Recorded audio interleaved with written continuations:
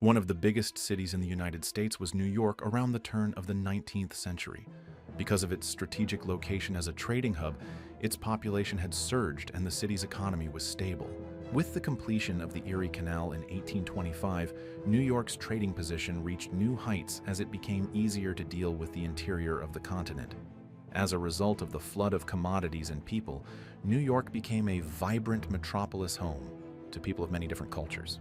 Because of these factors, the poorest people had to live in extremely crowded and cramped quarters. In an effort to survive in the busy city, some individuals formed gangs in these shantytowns and resorted to violence and theft. If you are keen to know more about the actual gangs in New York, you have to keep watching. 5 Points was a notorious hotspot for New York's tougher characters. 3 streets, Orange, Anthony, and Cross, met at 5 Points, hence the name.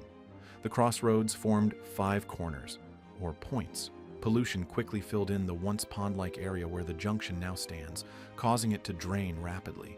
People who couldn't afford to live anywhere else resided in houses that leaned or sagged due to the unstable terrain. Crime was rampant due to the area's extreme poverty, and gangs emerged as a means of self-defense. Dead Rabbits were one of 5 Points' most notorious and terrifying gangs. The group consisted mostly of young men who had immigrated to the United States from Ireland, though women may have also been involved. Hellcat Maggie is one of the women associated with the Dead Rabbits gang. The majority of historians, however, believe that Herbert Asbury, the sensationalist writer of the 20th century who wrote 1928's The Gangs of New York, an informal history of the underworld, invented her mythology. Asbury claims that in battle, Hellcat Maggie would wear razor-sharp brass fingernails and sharpen her fangs into points. The Dead Rabbit gang relied on crime, violence, and burglary to survive during the 1850s. Disputes with neighboring gangs were common, especially with the Bowery Boys, who despised the influx of Irish people into New York. John Morrissey, a bare-knuckle boxing champion and emigrant runner for Tammany Hall, was the supreme commander of the Dead Rabbits. Morrissey assisted Irish immigrants in adjusting to life in New York, protected Tammany Hall voters at the polls, and intimidated his political opponents. He had an epic showdown with Bowery Boys member William Poole, also known as Bill the Butcher, in this part. The Bowery Boys attacked the Dead Rabbits in Tammany Hall in 1854 while they were guarding the voting boxes for Fernando Wood's mayoral campaign. The whole country would be watching one conflict in particular. The Dead Rabbits and other 5 Points street gangs stormed the Bowery Boys clubhouse on the evening of July 4, 1857. There was a massive altercation that escalated into a street battle. The crisis escalated because the disorganized police factions all believed that the other forces should handle it. Even though the cops tried to break it up several times, the fighting restarted the following morning and persisted intermittently throughout the day. When the New York State militia was sent in, the altercation ended at about 9 o'clock in the evening on July 5th. The violence became national news, often portraying the Irish as hideous stereotypes. The American-born Bowery Boys, on the other hand, were portrayed in a far more sympathetic manner. The Bowery Boys may not have been liked just for being the most famous gang in New York. They believed they were protecting American rights against Irish Catholic immigration, but in reality, they were just as cunning and violent as any other gang. The tales surrounding one of their commanders, Bill the Butcher, became urban legends after becoming inflated.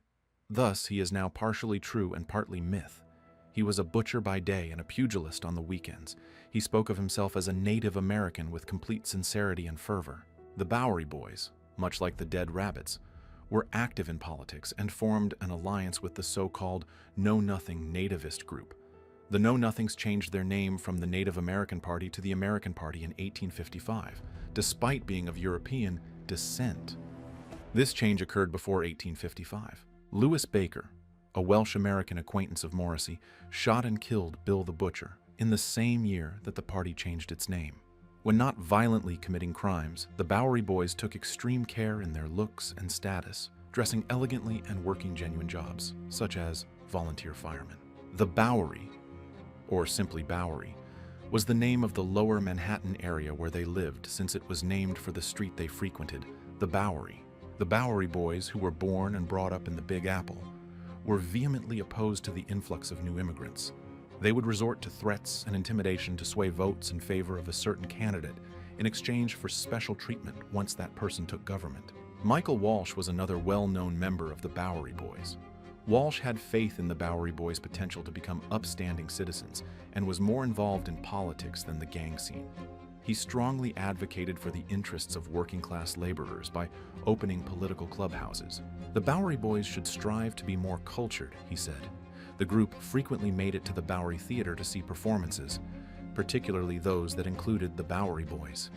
In spite of this politeness, the Bowery Boys frequently used the theater as a venue for smoking, drinking, and sex with prostitutes. The Bowery Boys' tradition of mutual respect and kindness perished with Walsh in 1859. The 40 Thieves were another notorious gang. They were a group of Irish criminals that congregated at Rosanna Pierce's dive bar and grocery shop. They were a band of small-time criminals headed by Edward Coleman, who had beaten his wife to death before meeting his execution by hanging.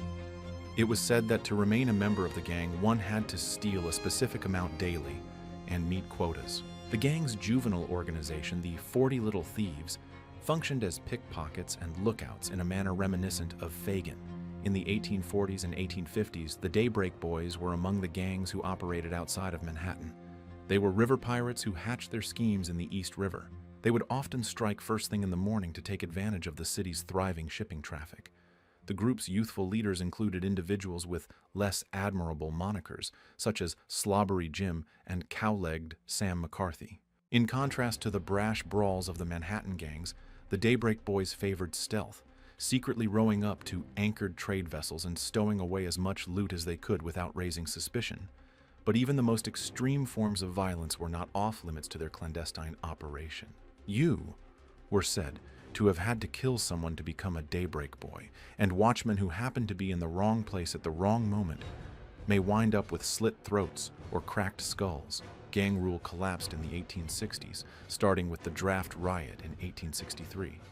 Conscription in the American Civil War sparked the riots because it unfairly drafted low-income immigrant men from New York's shantytowns. The three-day Draft Riot became the bloodiest event in U.S. history. The main gangs, while not completely eradicated, disbanded in due time. A powerful street gang known as the Wyos emerged from the disbandment of the five-point gangs in the 1860s and continued into the 1890s. They apprehended Dandy John Dolan, a key figure in their early leadership, for the murder of a man during an attempted burglary. Piker Ryan, who allegedly marketed thuggery services alongside prices, was another gang member, according to Herbert Asbury. According to Asbury, the police discovered a document outlining his costs when they arrested him. Prices range from $2 for a punch to $10 for a broken jaw and black eyes. I am currently withdrawing $15. Price of an earlobe removed, $15. A broken leg or arm costs $19. Doing the major task, $100 and above. Shot in the leg, $25.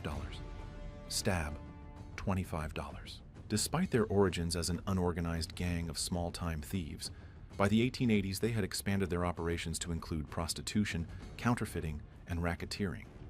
The gang members tried to pass themselves off as law-abiding people by opening up legal-side enterprises with the money they made from their illicit activities. Dan Lyons and Dan Driscoll led the gang to its greatest strength and then its demise. Paul Kelly, an Italian criminal, assembled the Five Points Gang in the 1890s from former members of the Dead Rabbits and other groups. The roughly 1,500 people he recruited fought bloody territorial fights with rival gangs, including Edward Monk Eastman's Jewish mob, the Eastman Gang.